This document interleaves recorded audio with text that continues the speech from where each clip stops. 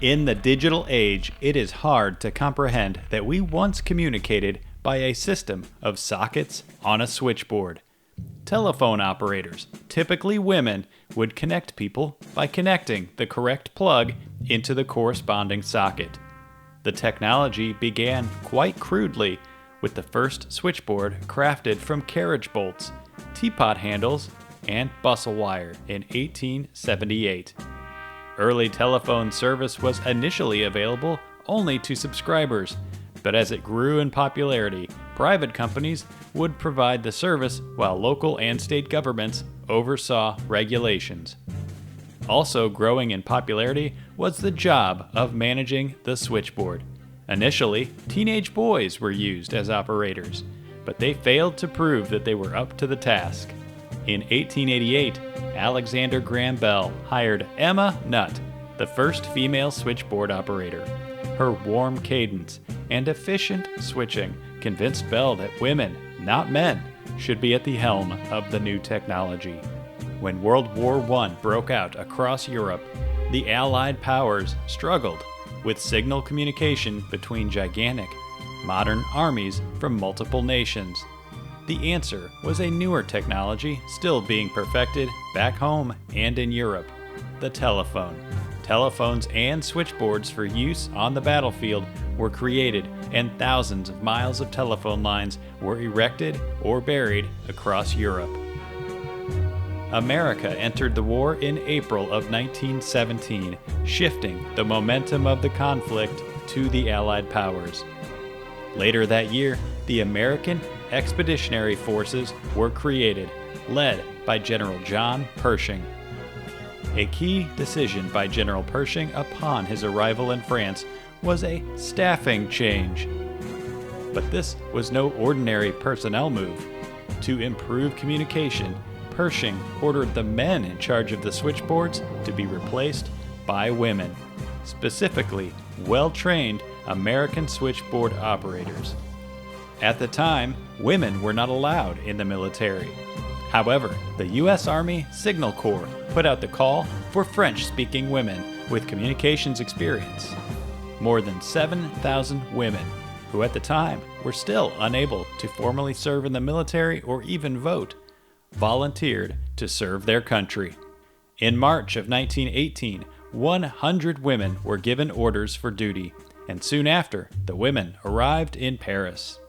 They would later be joined by an additional 113 women and 2 men to serve in the Signal Corps Telephone Operator Unit, oftentimes in combat locations.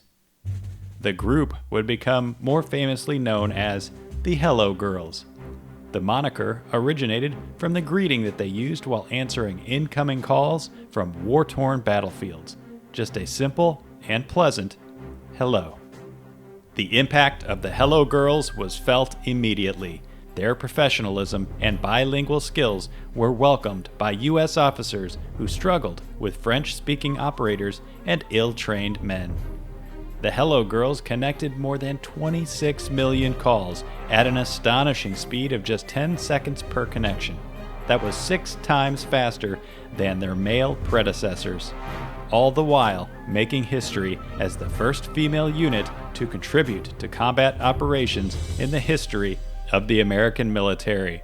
But the Hello Girls were more than just switchboard operators. They often visited field hospitals to talk with wounded soldiers. They refused to leave their post when a telephone exchange building at the 1st Army headquarters caught fire, and rushed back into the still smoking building to continue their work once the fire was put out. The actions earned 7 of the Hello Girls Distinguished Service Medals. Though initially expected to handle only routine calls at the American Expeditionary Force headquarters, the Hello Girls' professionalism and exceptional service quickly made them an integral part of World War I. As offensives moved, so did the Hello Girls, advancing alongside Allied troops all the way to the final major Allied operation, the Meuse-Argonne Offensive. The Hello Girls worked 24 hours a day, 7 days a week during the month-and-a-half-long battle, fielding countless calls to coordinate complex infantry advances, troop movements, and artillery placements for the battle that involved more than 1 million U.S. soldiers. When the windows of the telephone exchange building were shattered by shrapnel, the Hello Girls continued on. The battle was key to ending World War I. After the peace armistice was signed on November 11, 1918, many Hello Girls returned to Paris to translate during peace negotiations, while others traveled to Germany to help Allied occupation forces. By the time the fighting was over, 2 of the Hello Girls lost their lives to the Spanish flu, while others were wounded during service. World War I Chief Signal Officer Major General George Owen Squire would cite the women's unquestioned superiority as switchboard operators during the war. The Hello Girls left an indelible mark in the war fought abroad and other fights here at home. Post-war America ushered in a new era of civil rights movements, including the 19th Amendment of the Constitution, which granted women the right to vote. In 1948, women were formally allowed into the military. Despite the important role that they played in World War I, the Hello Girls received little recognition upon their return to civilian life.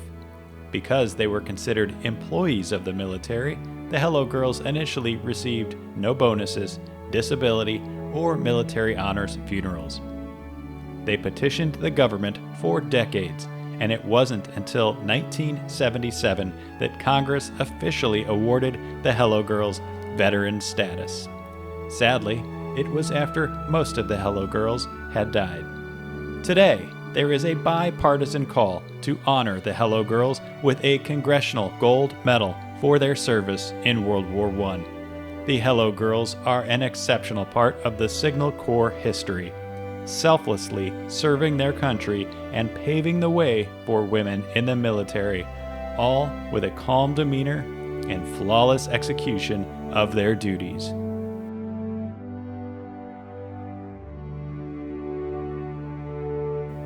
For more about the Signal Corps, visit GordonHistoricalMuseum.org.